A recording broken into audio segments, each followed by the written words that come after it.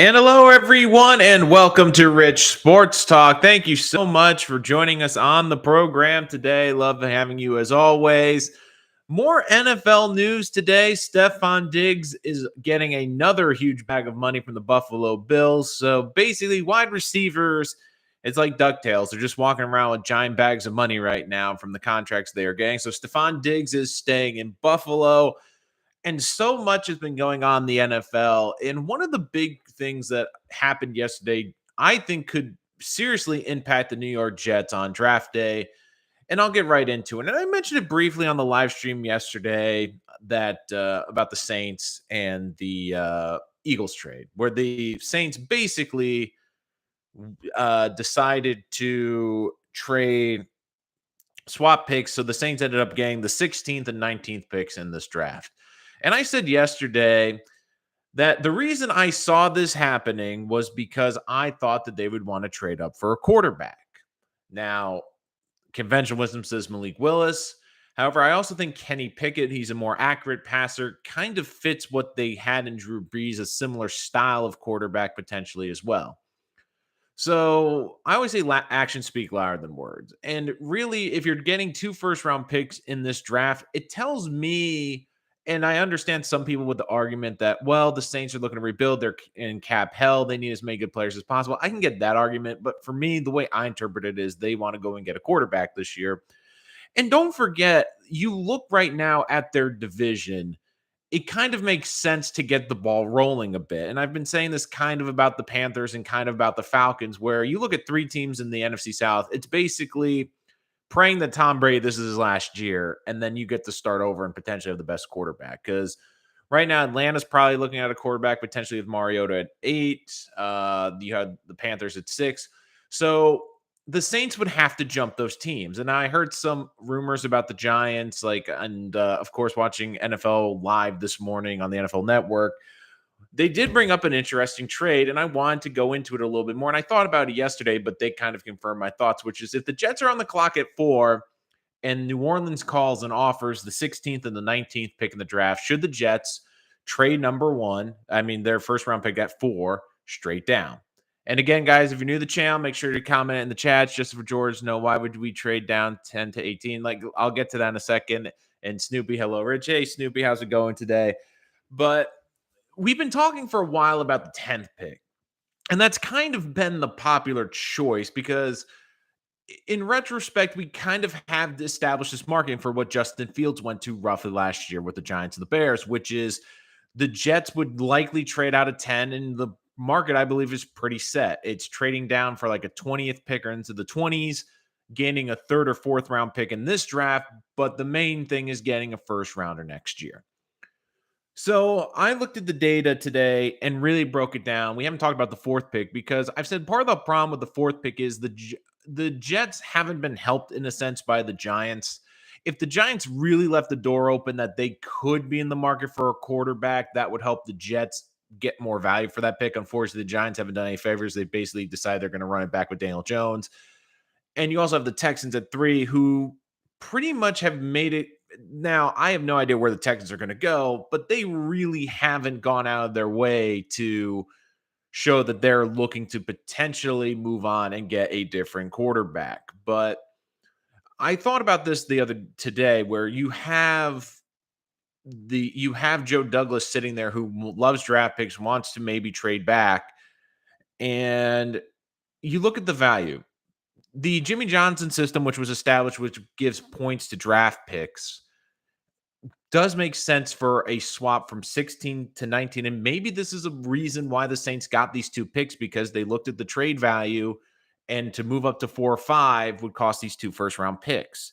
So here's the hypothetical. The Jets with the 4th pick trade back to 16 and 19. Now, I know on the surface, some fans, I did put a poll on Rich Sports Talk on the community page. Thank you guys. You guys are kind of split as should they trade the 4th pick for both Saints first-round picks? 40% said yes, 40% said no, 20% said yes, but they need an extra pick involved. So you look at the draft chart, 16 is worth 1,000 points, and 19 is worth 875 points. So even though they trade back, they accumulate 75 points of value. Now, that doesn't seem like much. I do believe that the Jets would probably also try to get a late day 3 pick either this year or next year, like a 6 or something, just to get a touch more compensation. But in the grand scheme, getting 16, 19, and I know on the surface, a lot of people wouldn't love that because you're trading out of the top 5. You're likely missing out on the blue chips in this draft. And I get that thought process. But I really had to think about this, and this is the way I would interpret it. And I actually think that this could be a very good trade for the Jets and might make a lot of sense, especially where their roster is. I know we've talked on this channel a lot about the 10th pick and trading out of the 10th pick, but here's my thought process moving back to 16-19 with the Saints. This draft is a unique draft where any expert you talk to will tell you this is a good depth draft, and the strength of this draft is from the 5th prospect to 45, 50 prospect. There's not a lot of separation. There's a lot of very good players, but the top end of this draft is not like a great draft. Like, for example, if you were to put the top of this class in last year's draft, I mean, Aiden Hutchinson has pretty much been the consensus number 1 pick for months now. But if you put Hutchinson in last year's draft, he's probably closer to the 10th pick than the first pick. Same thing with Thibodeau, same thing with Hamilton. So this top end of the class isn't as great. And I know the Jets fans and Jets have been talking to Thibodeau. They actually have him in for a private workout today. There's been a lot of discussion about getting an edge rusher at 4. But I would argue it might make more sense to go to 16 and 19 for a couple of reasons. Number one, it gives the Jets 2 additional first-round picks. And it gives the Jets at that point 5 picks in the top 40. And not even top 40, top 38. So think about that. And it puts them in the range where between 10 and 20, the Jets can pretty much get 3 big needs out of the way with very good players. They can still get a good edge rusher. Maybe Jermaine Johnson falls to 10. They could get a Bo Maffey, who I love from Minnesota. There's a lot of edge guys that they worked out the Senior Bowl. Maybe Trevor Penning, who's someone that they've had an eye on, is someone that they can maybe even draft in that point if they want to upgrade the offensive line. And then they're right in that realm before the big run on receivers like I talked about yesterday at the 21st pick. It also gives them the option to trade to get even more draft capital or potentially even maybe trade one of those picks to get another player. We never know. Like, I don't think they're going to trade for a receiver. I just don't see that happening at this point. I mean, basically, you've heard from the Titans and the Seahawks camp that they have no interest. Like, teams are calling, but they're not really answering the phone. So, Justice for George makes no sense whatsoever. Draft talent, Jetsville, trade down and get a first for next year. First for next year is not promised. It be in lower position. Gotta get talent. All this toying around with draft picks, not just moving us in another direction. And I get like that thought process. And for Jets fuel, I don't trading for a pick next year. And even though it might be a good pick, if you're going to trade the 4th pick, you want to get something. And both, I do think Joe Douglas and Robert Saleh, like, they're not on the hot seat yet, but they can't just keep also punting it down the road. Like, they need to get this team some talent. And in some regards, by doing this, they kind of help themselves by getting an opportunity to get more talent on this team. And look, there's a lot of holes still on this team. And if they can get a couple of really good players, I would be for it. And especially if you don't believe that there's a bona fide guy at number 4 who is going to be an all-pro. Like, when you're ticking in the top 5, you want to get an all-pro or a perennial Pro Bowler. I'm not talking about a 1 or 2-time Pro Bowler. Like, if you think Thibodeau is going to be a 10-time Pro Bowler, fine. But if you think he could be a good player, maybe make a Pro Bowl or 2, and you have a chance to trade down and get more players, that makes more sense. And don't forget the Jets also have the 10th pick, which I do think helps with a lot of things. Because if the Saints trade up for a quarterback, like in this scenario, you're likely going to see at least another quarterback, maybe even 2. So you might see 3 quarterbacks go in the top 10, at the very least 2. What does that do? It pushes prospects down the board for the Jets at 10. Every year, it seems like there's a top 5 prospect that ends up at 10. I doubt Sauce Gardner gets to 10, but maybe there's a chance. I could see Jermaine Johnson sitting there at 10. I could see one of the 3 big offensive tackles falling down the board to 10. I could see Kyle Hamilton, who I know is a polarizing prospect for Jet fans, But if he's sitting there at 10 and he might be the best defensive player in the draft, and you have the chance to draft him at 10, it makes more sense and it helps cover your butt because you also have now the 2 additional first round picks. Uh, let's see. Roberto Melendez. I apologize, Roberto, if I said your last name wrong. We now have 2 tight ends, which means we can only put 2 receivers on the field. Why is there everyone freaking about getting a receiver? We need edge. That is, I don't trust Lawson. I get the Lawson, we do need edge, but in terms of receiver, I mean, you basically almost put 3 receivers on the field all the time. Like you saw the Jets last year, they basically had 3 receiver sets the whole time. So you want to get an extra receiver out there. They like Elijah Moore. They like Corey Davis. So you really want an impactful receiver. I want my pick of the wide receiver. That's the only thing that scares me moving down so far because I'm thinking that we might go receiver at 4. Receiver's too high, Snoopy, at 4. And there's a lot like people. This is a receiver class. Like I try to explain it this way. It's not the top 3 like last year with the Waddle, with Jamar Chase, like premier talent at the top, but there's a lot of good depth in this draft in terms of receiver. And I also look at the top 10. I think you're going to have a choice receiver at 10, or at least the second best receiver at the very least, because if a team trades up with the Jets, they're not taking a receiver. I don't see the Giants taking a receiver at 5 and 7. I don't see the Panthers. I mean, they just paid DJ Moore. They're not going to take a receiver at 6. The Falcons are the one team that maybe takes a receiver because they have so little talent at wide receiver, but they also, I just have a feeling they got to go quarterback because you can't sell that fan base. I mean, this is the other thing too about young quarterbacks. It's not just about being a good team. It's about selling something to your fan base. And I'm sorry, but Marcus Mariota doesn't exactly move the needle when you're trying to sell season tickets in Atlanta. If you get a rookie quarterback, that's something new. It's something exciting that you could look into as well. Exactly. Like KT and Sauce, I believe, can. I say this: if KT or Sauce not at 4, trade the 4th for multiple picks. I can see JJ before going KT. I could see that too. Like the Jets apparently love KT. There's been a lot of you've heard a lot of experts the last couple of days breaking it down between the two. Between Jermaine Johnson. Like, I would not be shocked even if it came down to both Thibodeau and Jermaine Johnson. There's a chance the Jets might go with Jermaine Johnson. Although from all the reports you've been hearing, they do really like Thibodeau. I agree. I believe receiver are preloaded than what we think. The receiver class isn't good. It's good, but it's not the high end like last year. There's still some very good players. You have the luxury second for second best receiver. Don't forget Green Bay have ammo to move up. Yeah, they have ammo to move up, but I don't think they're going to go all the way up to like 9 to get a receiver.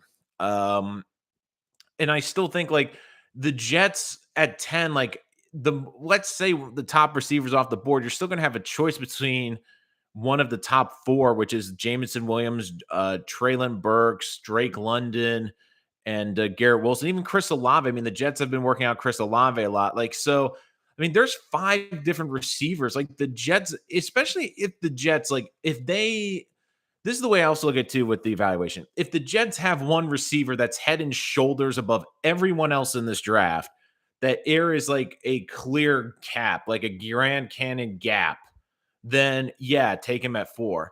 But what I believe is going to happen is there's not going to be much of a gap between those guys. So if that's the case, the Jets can say, okay, maybe we lose out on number 1, but the number 2 or 3 guy, there's not that much of a drop off between the two. What sucks about the Falcons is they have absolutely no assets to get premium picks. Yeah, I don't think they're going to be. I think they're going to be stuck at 8. We'll see the receiver in the draft. You have Garrett Wilson, Jameson Williams, Chris Olave, Christian Watson, Treylon Burks, Jahan Dotson. Yeah, there's like a lot. Like, and even on my big board, like there's not a lot of space between those guys. Like, I just don't really see the huge difference between all of them. And I said between all these receivers, I don't know what order they're going to go because last year you had a sense. This year it's what does the team like? It's almost like, okay, what receiver fits your program better? What receiver fits your offense better? That's going to be the guy you go with. So, like you could see one of these guys go higher. Like maybe Dotson or Olave go a little higher than you expect because they fit the team that's drafting that scheme better. KD better than JJ, to be honest. I see your point, Rich. Actually, calm me down. I'm just nervous about the wide receiver position, but 10 seems good way you put it. Look, there's a lot of good receivers, and they've worked out a lot at the Senior Bowl. Like, I would not be surprised too. And like in my latest mock draft, I had them taking 2 receivers in the first round. And here's my other argument too for this move back. I believe that if nothing changes and the Jets don't make a trade, I would not be shocked if they double dipped at the wide receiver position. And my thought process was as well, I don't see a scenario where the Jets have a receiver now fall in the second round because, like you guys are mentioning, you have Kansas City, you have Green Bay, you have Dallas, like a bunch of teams in the 20. Like you're going to see probably at least 3 or 4 receivers go between picks 21 and 32. So if you're hoping that like an Elijah Moore guy falls to you in the second round, it's going to be a lot harder at 35. And even at 35, you still have the Jaguars in front of you. And I believe the Texans are at 34. Or no, the Lions are at 34. And to be honest with you guys, I wouldn't be shocked if they take a receiver at those 2 in the second round. So I've been projecting that the Jets have to trade up in the first round to get a receiver. So if they do this trade and trade back, like let me put this scenario to you. So now that they have the 16 and 19 picks, that they basically can choose 2 receivers with those picks and get an edge rusher in there. I really like Bo Mafia out of Minnesota. 10 might be a little bit high if Jermaine Johnson's off the board, but I would not be upset with him at the 16th pick. And I kind of proposed in my last mock draft that the Jets draft Jamison Williams at the 10th spot. And then at 19, you can pick like a Traylon Burks. You can maybe pick a Dotson. You can pick an Olave. I just think you can get a good receiver, and I would take a swing at Jamison Williams. Like especially if you get an extra first round pick, and I've been saying this forever, I assume the Jets are going to have 3 first round picks. My thought was they were going to move in from the second round to get that other first round pick. But in this case, if you don't love a guy at 4 and you move back to 16 and 19, you're able to still get 3 quality players to help this team. And then all of a sudden, the Jets have a great opportunity with pick 35 and 38. They can get an edge rusher. They can get a safety. They can get an impact player that falls out of the first round. It happens every year. Or if there's someone that they cannot believe falls out of the top 20, like let's say they love Devontae Wyatt, the huge defensive tackle from Georgia. I'm just throwing this as an example, not saying that, but like if they have like a top 10 player grade on him and he's there at like 24, 25, maybe then they go up and get another player. But we've always seen, especially edge guys, there's always someone that falls to day 2. You can see a corner fall into day 2, and you can see a safety fall into day 2. There's always an impact first round guy. And I also had Bernhard Raimann. So I had him in my latest mock draft in the second round. I believe he's going to be sitting there in the early second round, and I have a first round tackle grade on him. So the Jets could potentially get an impact defensive player, 2 big weapons on offense in the first round, a good tackle, and then with the 38th pick, they can do whatever they want. They can get another good player, or they could trade down and even get more assets for all we know. Jamal Williams, Nakobe Dean, and Karlaftis would be big. I don't think they're going to draft the linebacker until maybe the third round. Muma was a stretch for me in the third round. I don't like Karlaftis. Like I like, and Justin for George brought up a good point. Drake London doesn't fit the scheme. I also kind of get that too. Like I think London has the higher end side too. I'm just trying to, sorry, I missed some of these questions. Would you go Jordan Davis at 10 if I got the other 2 picks and I had like a top 5 overall player grade on him? Sure. It depends on what the Jets grade. I wouldn't hate it. You get a dominant defensive player on the defensive line. Garrett Wilson and Watson would be epic. Would you rather double dip at edge or wide receiver? The thing with the edge position is I think that they are going to kind of do it at receiver because I wouldn't mind double dipping at edge. Now, when you say double dip, KD, I'm assuming you mean in the first or second round. Like in some of my mock drafts, I have them going with another edge on day 3. Like I could see them doing that, like a first round and then a later round. I just don't see in the top 2 rounds. I mean, we also know that he loves his pass rush and Robert Saleh, but don't forget the Jets have also made a lot of moves. And with the defensive tackle spot, I also wonder if the Jets are going to be a little bit wary too because they just brought in Solomon Thomas. They still have Sheldon Rankings, Quinn Williams. I mean, that now all of a sudden that's not as big of a need. And I do really like the pickups they made at the edge. I really like the player they got from the Texans. I think he's a good situational pass rusher. Bryce Huff's a good situational pass rusher. Obviously, you're still waiting on Carl Lawson, and you would love to get another edge rusher in there too. But I think that wide receiver is a little bit more important because the Jets are lacking a little bit too. And the other thing too that Jets are having a draft day party just now. They're very careful if they don't turn and ride, depending on what happens. Absolutely, we know crazy things have happened. And with receiver, the reason I lean toward a receiver, and I've always kind of said this, is what's going to determine if Salah and Douglas keep their jobs long term is how Zach Wilson does. And if Zach Wilson doesn't look great because they didn't give him great weapons, or if they don't get a fair evaluation of Zach because they haven't given him weapons, I do think that that's a reason why you lean toward double dipping at the wide receiver position. I don't, again, Nakobe Dean, I don't see them going with linebacker. I don't love Karlaftis. I just really don't love him. And I'll get the Jets field question in a second. I just like, I feel like the Jets already have a player similar to him in John Franklin Myers, which is a guy who doesn't really have a set defensive position on the line, probably a little bit better inside than on the outside, wins with power. And I actually think Franklin Myers is he's got a little bit more speed up the field. Karlaftis, like he had an unbelievable first year. He's kind of struggled the last 2 years. He wins with just power. Like a lot of these guys, they have great speed coming off the edge. They have different variability coming off the edge, different pass rush moves. He just tries to win with power. And there are times he got overwhelmed in college. I don't think it's going to be as successful the next level. Like I feel like Karlaftis is going to be a disappointment. I feel like in last year's draft or in another draft, he'd be a late first round, early second round pick. He'd be a guy that would be a rotational defensive lineman, probably is a good run defender, but gets you 7 to 9 sacks a year. Doesn't become like a Pro Bowler, but it's a nice player, a good player. And for the Jets, they already have a guy like that. And I just don't see him being an elite player. Like I think he has a very low ceiling compared to some of these other pass rushers. Linebacker, I know Jet fans have always like, they keep bringing up the linebacker position, and I get it because this is a very deep linebacker class. And because it's so deep, I feel the Jets, if they're going to address the position, it's going to be late day 2, day 3. I mean, Douglas has also shown you like he looks for guys that fell from day 2 to day 3 to plug on the defense. You've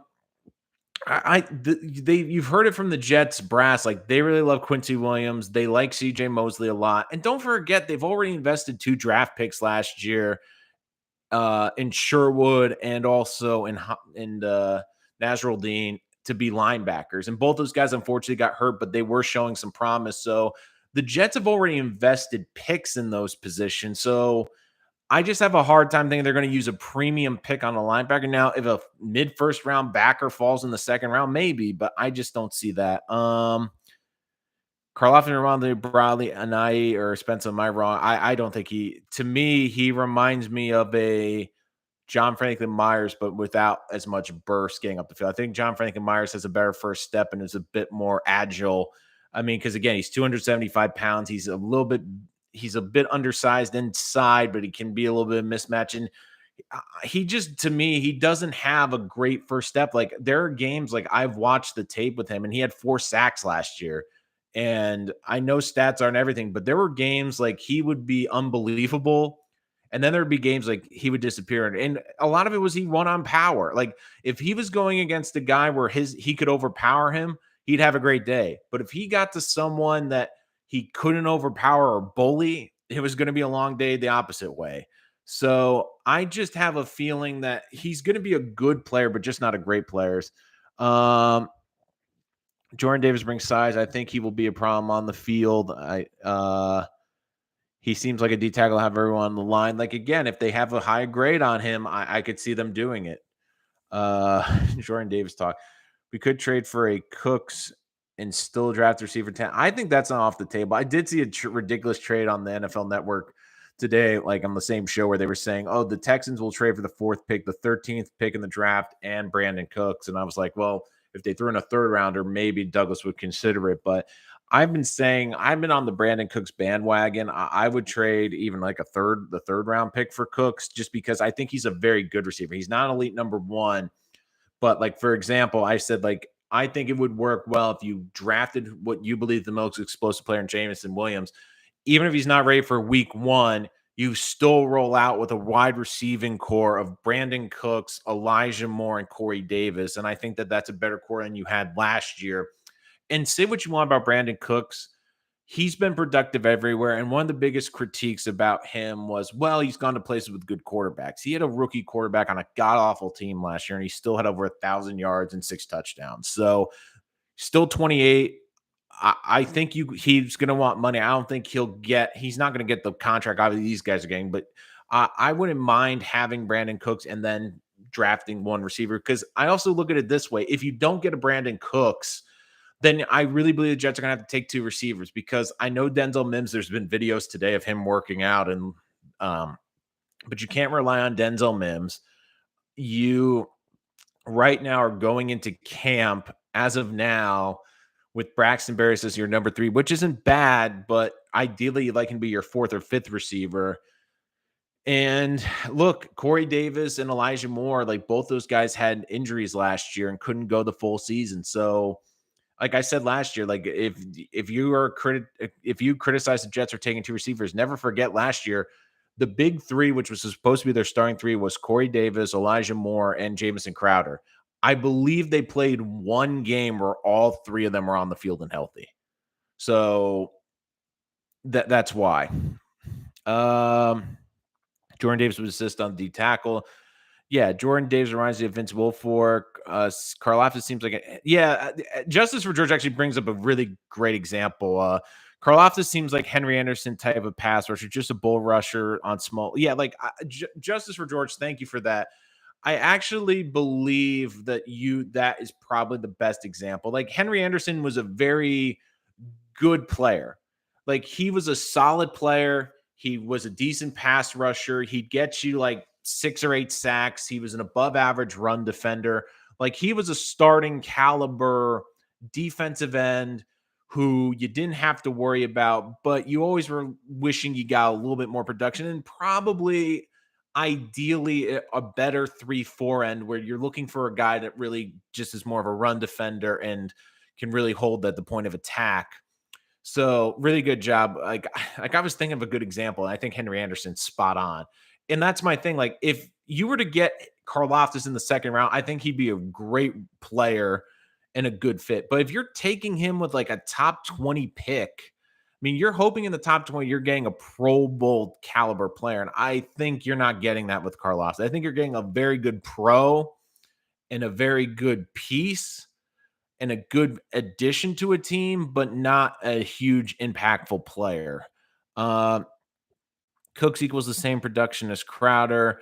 I would say Cooks has actually been even a little bit healthier than Crowder. And the thing with Crowder, though, like Cooks can line up on the outside. Crowder is specifically a slot. I think they're going to line up Elijah Moore. And now Crowder's off the table because he's already signed. Did the Jets actually make an offer to DK? From Connor Hughes report earlier today that there was a rumor they offered the 10th pick. They've shot that down. I believe the Jets have called Seattle. I just don't think Seattle's taking calls. And I said on the live stream yesterday, I'll just do the quick wiki version today. I don't think Seattle's trading DK to the Jets for two big reasons. Number one, they don't want to get fleeced by the Jets again. But more importantly, number two, they need a face of their franchise without Russell Wilson. They don't have one, and they need one to sell tickets. They need someone for fans to be invested in. And right now that's DK. And with A.J. Brown, the Titans are in a window right now where they feel that they can make a Super Bowl. I don't think they will, but they're a team that because of their division, because of their style of play, I could see them easily being the 1 or 2 seed in the AFC again, maybe even the 1 seed. And then they'll have to win 2 games to get to the postseason. And if they have a healthy Derrick Henry in the playoffs and they can control the ball and play good defense, I mean, they could be a team that I don't think they could win a Super Bowl, but they feel that they are in a window right now where they can compete. And if you're in that window, why would you trade away arguably your most dynamic outside offensive player? Like I'm going to say outside, like I'm not, obviously Derrick Henry's their best weapon, but Brown is their most impactful player in the passing game. So, and especially when you have a quarterback like Ryan Tannehill, who's good, but limited, you need as much talent around him to elevate that talent. If you're going to take away a piece, again, I just don't see that happening. So I just feel like this is a trade that the Jets would have to consider. And to me, when the Saints made this move, they made it clear that they are looking at trading up for a quarterback. Now, maybe that's to 5 with the Giants, but I do believe that if this trade was offered to Joe Douglas, he would take it, because they also had a lot of guys at the Senior Bowl who kind of are falling into between that 10 and 40 picks. Now, if they feel Thibodeau's going to be a perennial Pro Bowl edge rusher and get them 10 to 12 sacks every single season, then do it. But if you feel that he's going to be more like a Jadeveon Clowney, which is a good edge, maybe doesn't put up the sack numbers you expect. Yeah, he's got a decent burst, but overall, like, you just look at the skill set and the size. And like, I will say this, like, I do like Thibodeau a lot as a prospect, but I also will say this, like, he was a player that disappeared. Like, one thing about Hutchinson is no matter the game, he never disappeared. One thing about Jermaine Johnson too, like, whatever the game, whatever the score, like, he didn't disappear. He always was making plays. He always was around the football, always making an impact. There are times like you turn on the 2 Utah games with Thibodeau and you're looking for him. Like, there are games like he lights up the tape and you can't take your eyes off him. But there's also a couple games too where he did disappear. And I do think that that is something to keep a note of. Now, Robert Saleh might look at it and say that they double or triple teamed him. They could look at it and say, in our scheme, we're going to get him more one-on-one looks. There's a lot of potential here. Or they might just look at, say, like, I look at his body. I look at his physical gifts. He's got the most physical gifts in this draft. And as a defensive coach, I can coach him up. And one thing I will say about this coaching staff that you could not say, and I think, and I get the wins and losses, I get a lot of things, but one thing as a Jet fan, and if you're a Jet fan and you disagree at this point, like, you can put it in the chat, but this is my thought process is, under this Robert Saleh staff, I can honestly say I feel the players got better, and I could see a progression of the players getting better. Like, under Adam Gase, under Todd Bowles, like, you didn't see, especially the younger players develop. You didn't see growth. Like, I saw a difference from Bryce Hall year 1 to year 2. Like, I saw the players on the roster last year growth. I saw the rookie steadily grow throughout the season and progress and get better and better each and every week. Like, under the other coaching regimes, I honestly couldn't say that. So with this coaching staff, if they feel that there's a player that they can get more out of and that there's a player that they can coach up, like, I believe that one thing about Salah's staff is they're teachers. They want players to get better, and they're going to focus on making players better. And if there's a guy that they feel has a higher ceiling that they can coach up, I think they will, especially on the defensive side of the ball, because that's Robert Saleh's specialty and that's Jeff Ulbricht's specialty. So, I mean, a lot of the Jet fans, you guys were split when I put the poll up. I'm going to double check it right now to make sure it hasn't updated on Rich Sports Talk on YouTube. It has. So, still kind of split 3 ways. Should the Jets trade the fourth pick for 16 to 19? 31 yes, 38 no. 31 saying yes, but you need an extra pick, which I think the Jets would like to get, like, probably throw in a 6th rounder or a future 7th, just because Douglas would like to get a little bit extra. So, like, personally, I wouldn't hate it. I know there would be a large portion of the Jet fan base that would hate this. And I get it, because the Jets right now, like, you feel they've done a really good job of plugging holes, and free agency too. It's been a lot of, okay, we've gotten good players. Okay, we've gotten good pieces. Okay, we've gotten good filler. We've gotten good, like, the Jets have done a lot of spackling in free agency. Like, they've addressed the hole, so now the holes aren't horrible. But the one thing you feel on this roster is there really a dynamic elite player that could be a dominant player and really be a special player? Now, Quinn Williams, I think, is the player that has probably the most upside on this team. And you saw flashes of it last year before getting injured in the second half. I think you see Elijah Vera Tucker showing flashes of that. I think Michael Carr showing he can be a very good player. But outside of really Quinn Williams and probably Elijah Moore, like if you're to say who are two players you feel today are confident can be superstars, and I'm not putting Zach Wilson in that conversation because he's still a quarterback, and I still think we have to see what he can do. But if you had to put money on two Jets who you feel could be future superstars or be really, truly impactful players, I think it'd be Elijah Moore and Quinn Williams. I don't think the Jets have a lot of those guys. So I get the argument where some people are going, well, wait a minute. Why would we trade out of 4 and we can get like the top offensive tackle potentially of Icky if we fall? So we can get one of the top 2 or 3 pass rushers. We could get the number 1 corner. And I get all those arguments. But I also get the argument too where the Jets have a lot of holes and the Jets have a lot of places they can get better. And having 3 first-round picks in between picks 10 and 19 could really be helpful for this team, whether it's getting 1 or 2 great receivers, getting an edge rusher, because this is a really deep edge rusher class. And maybe there's a player that falls out of the top 10. Like maybe the Jets have a top 5 grade on a linebacker that we don't know, or a top 5 grade on one of these defensive tackles like Wyatt was brought up.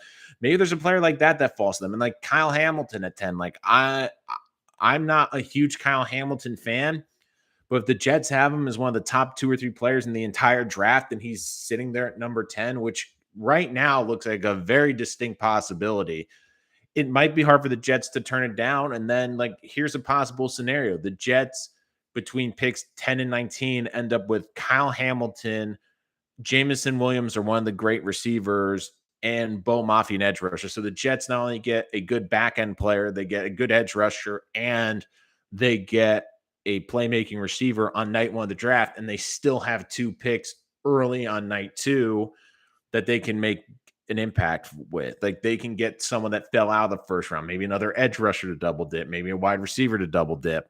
I don't think tight ends as much as in play now because I do think they really do like Kenny Yoba. I do think they like the 2 pickups they made this offseason. Maybe Trey McBride, someone that they will have high on their board and maybe try to get early in the second round. Like maybe tight ends in play in the second round. At this point, I don't think it's as much. I think if anything in the second round, they're probably going to look for a fall down receiver, a fall down corner, an offensive lineman, especially falling out of the first round. Saints don't have a first round pick next year, so there goes that idea. Still, though, like I'm saying, like that's why I think that they would offer both those picks this year. And that's another reason why I think they're going after a quarterback. Why would you give up a future first-round pick in a draft that has a better quarterback class next year to get into this class? So I think the Jets would pick up the phone at 4, and I'm saying like throw in a 6th-round pick because you look at the trade value. The number 4 pick is 1,800 in terms of the trade value. 16's 1,000 points, 19's 875. So even straight up, the Jets would be getting 75 points. But I do think Joe Douglas would probably want, just for the optics, it'd be better to get 3 picks as opposed to 2, would probably also want to get, because the Jets don't have a 6th or 7th round pick this year. Maybe try to get one of those or even a future 6 next year, just so we can sell like, not only did I get 2 first round picks, but I also got an extra pick as well. So, and there's a lot of good players in that 10. And that's the strength of the draft right there. Is I said 5 through 50, there's still some really good players, but 1 through 5, I don't think that there's really like there's a lot of questions with some of these top 5 picks, and I don't think that any of them. Every draft, there's never really a certain thing, but like you put the top 5 of this draft in last year's or the 2 years before, 3 years before, they're still probably in the top 10, but they're closer to the 10th, 11th, and 12th picks in the draft than to 1, 2, and 3. So just because the Jets could have one of the top players in this draft doesn't mean they're really, compared to other drafts, that much greater. And look, if the Jets are going to take an edge rusher, I think there's a lot of edge rushers you can get between pick 10 and 20 that if they might not be as good as number 4, but they're not that far off. Like, I don't think there's that big of a gap. It also opens up the possibility of getting 2 receivers. Like, I just have a feeling that the Jets could double dip at the receiver. And there's another very important reason why. It's not just about this year. Like, when you're building a roster, you have to look forward.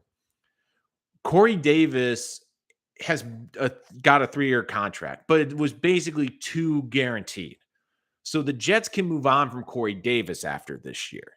So that's another reason why I think the Jets could easily go to receivers. And some people saying, well, will they double dip at pass rusher? I think what would happen is if this was the scenario, they'd get a pass rusher and then between 10 and 19, and then get a pass rusher that fell out of the first round in round two. Because the other thing, too, is Carl Lawson, he's under the same circumstances as Corey Davis. He's basically on a 1 year fully guaranteed contract, and then the Jets can pretty much move on for both those players without really a major cap penalty or a major hit to their cap going forward. So I do think that the Jets also, and Joe Douglas, when he does make these moves, you can tell he has an eye on the future.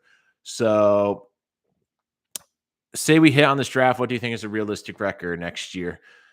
That's the hard thing. Like, I feel the Jets can be a lot more competitive. They will be in a lot more games, but their schedule whew, is a freaking haul. Like, I think the Jets can play New England tough and play Miami tough. Like, everyone's talking about how great Miami got, but I still don't trust Tua.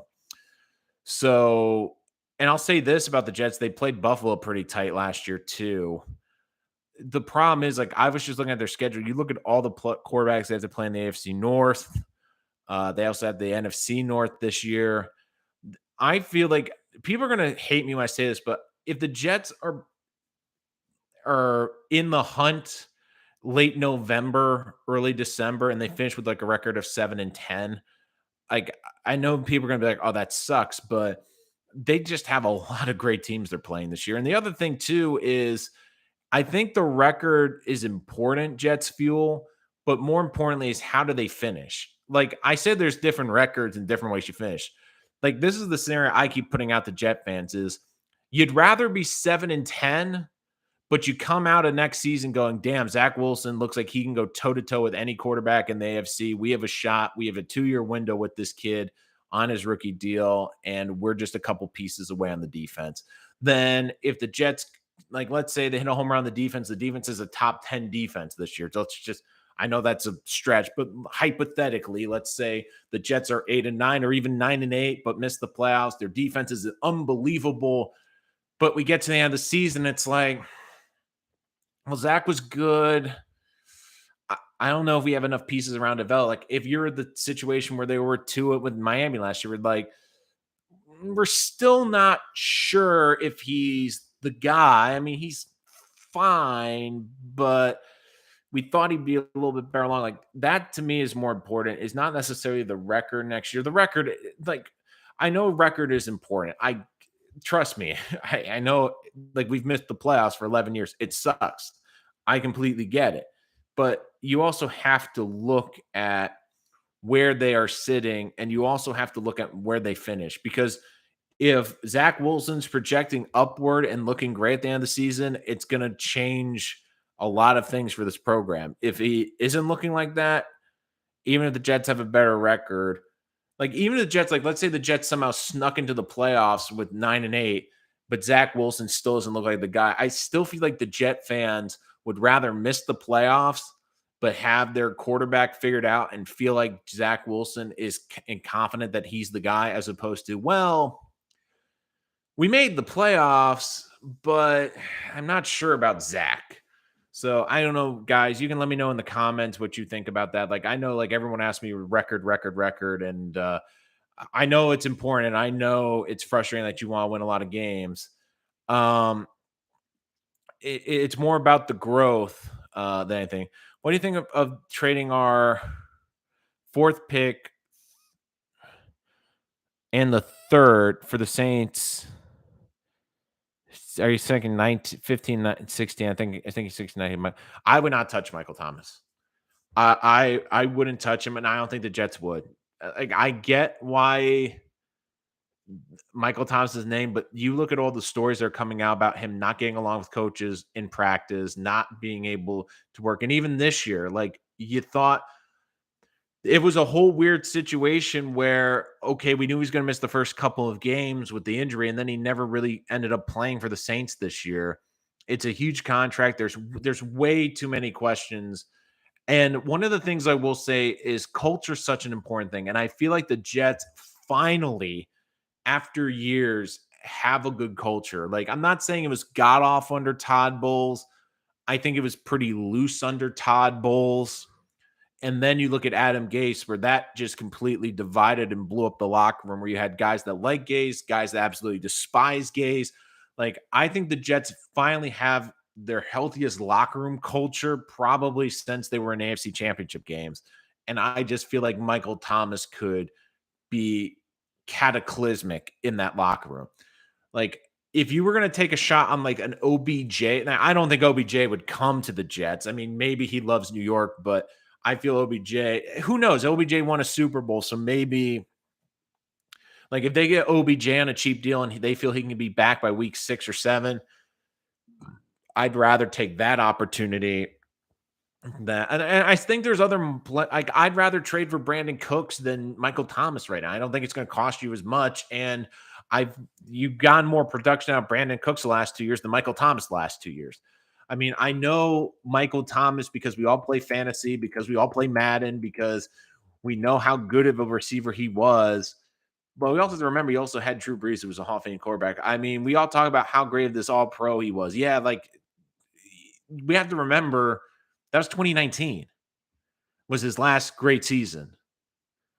I mean, he didn't play a single game last year, and he played only in 7 games in 2020. I mean, we're talking about someone that now over the last 2 seasons has caught 438 yards and 0 touchdowns. Denzel Mims and Michael Thomas have come into the NFL at the exact have been in the NFL for the same amount of time since 2020. Think about this. When Denzel Mims came in the NFL, both Denzel Mims and Michael Thomas have the same amount of touchdown catches, 0. So I get Michael Thomas, and I get he had those 2017 to 2019. I mean, we were talking about like this could be one of the greatest receivers to ever play. And now we're looking at 2020 got hurt last year, not getting along with guys in the locker. It's too much of a risk. Like I wouldn't even if you get him for nothing, I still wouldn't take the shot on him. Douglas will draft and sign another QB if Wilson struggling needs to take a step. Like, yeah, he absolutely, Joe. Like, Zach needs to take a step. Like, I've been defending Zach, and I think Zach played better than people give him credit for over the last 8 games. But let's be honest. I mean, the whole picture of his rookie season, yes, I understand there was a lot he had to work, a few things he had to work with, and he didn't turn the football over. And yes, he played well the last 6 weeks of the season. But let's be honest, 9 touchdowns and 11 picks, that's not going to get it done. Like you need someone that's going to make more plays. You need someone that's going to be able to put up bigger numbers. Like you want Zach Wilson to be a guy at the bare minimum next year, you would hope is throwing 22 to 25 touchdown passes to 10 to 12 interceptions. So like that's what you're looking for. You need someone that's going to be more dynamic and take this offense to the next level. And that was the frustrating thing at times too. You saw other quarterbacks who were more veterans in the system were able to move the football up and down the field and do a very good job. So I do think that that's something very important to keep an eye on as well. We can get Marcus Davenport in the Ford trade. I still would not Davenport, baby, but I don't think the Saints are going to trade him. Gotcha. I didn't know any of that drama. Yeah, like there's just been a lot of drama around Michael Thomas. And don't forget, like, and it's tough. Like, I get like when we think of Michael Thomas, the first thing you think of is how great of a receiver he is. But the reality is he's played 5 games in the last 2 years combined. And I'm actually gonna look this up. Like, he has the same amount of touchdowns as Denzel Mims. I'm gonna check something too, like how many yards he has compared to Denzel Mims. Wow. So for everyone that kills Denzel Mims, and Denzel Mims is working hard. He has more yards than Michael Thomas over the last 2 years and the same amount of touchdown. So the Jets already have that Denzel Mims, that production. So with Michael Thomas, like I get it, but we also have to keep in mind the last 2 years, you're basically getting what you got out of Denzel Mims. So and you're also getting someone that's getting paid ridiculous money. So I'm not touching that, but I still think that would be a good trade. Like with with the Saints, like, I just look at, like, all the really good players in this draft, and I think the strength is really between, like I said, like, picks 50 through 45. I mean, there's a lot of good players, like, there's a lot of like, the top picks are probably, like, A minus, B plus guys, but there's a lot of B plus guys in this draft, and I understand it's not, like, sexy, but I mean, you're looking at guys like maybe Kyle Hamilton falls to 10. Maybe a guy like Devin Lloyd is sitting there at 19. The Jets decide, you know what? We have such a good, we love him a lot. Derek Stingley, I'm not a big fan of. Maybe he's sitting there in the mid 20s and the Jets value him. Like obviously the receivers in this draft are in that range. Jermaine Johnson, maybe he falls to 10. Tyler Linderbaum, I mean, from Iowa, he's a center I really like. Is there a situation where we know Joe Douglas loves offensive linemen? If Linderbaum's at 16, do the Jets say, well, Linderbaum's a top 10 player on our board? We have a chance to get with Kyle Hamilton and Tyler Linderbaum two of the top 10 picks in this draft between picks 10 and 16. I mean, that's something that you have to consider. I mean, every year we see guys fall into this mid 10 to 20 range that fall outside the top, and especially the Saints trade up to get a quarterback. Does that start a run on quarterbacks? Do you get two or three quarterbacks in the top 10? All of a sudden, that means two or three prospects move outside of the top 10 that you're able to pick up in the next picks.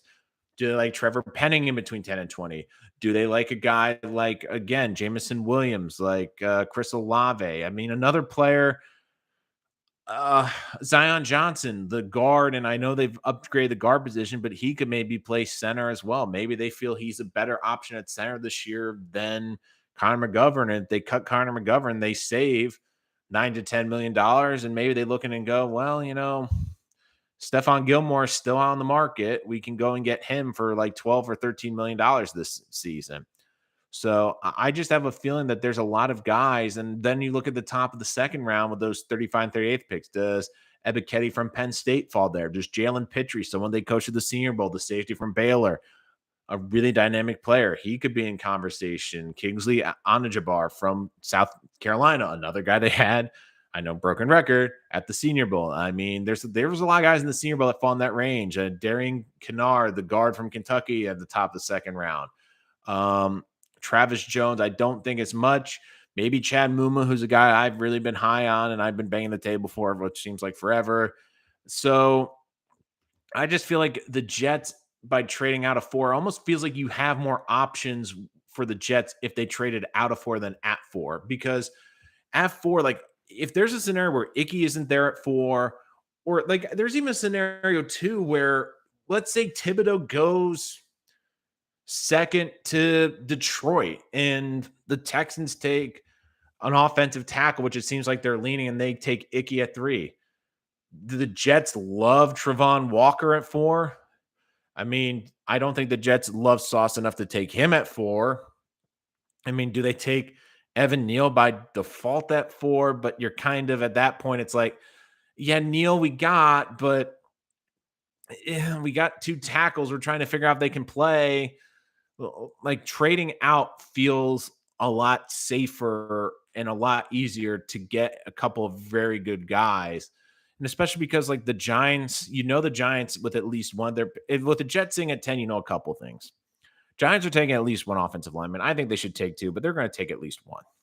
Carolina is probably going to take a quarterback. Atlanta's probably in the hunt for a quarterback. Seattle is a weird one because God knows where they're going. I mean, I think they should be in the market for a quarterback. I don't think they will. But offensive line, maybe edge rusher. So you're talking about the Jets, like maybe an edge rusher falls to them at 10, like Jermaine Johnson, or maybe even Trayvon Walker falls all the way down to 10 to the Jets. I mean, every year it seems like there's one player, like Micah Parsons last year, top 5 player in the draft without question. He was 10 or 11 round where the Cowboys picked him.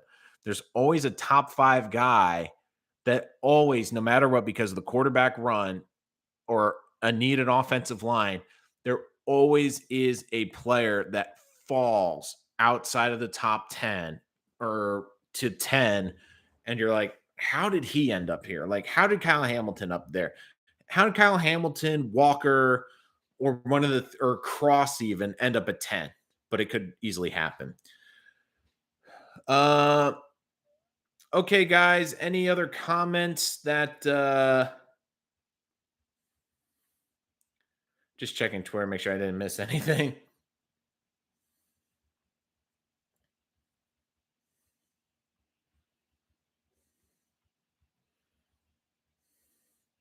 So I'm just checking Twitter because, like, I always laugh. Half the time I'm on these live streams lately, just sees like breaking news on the NFL.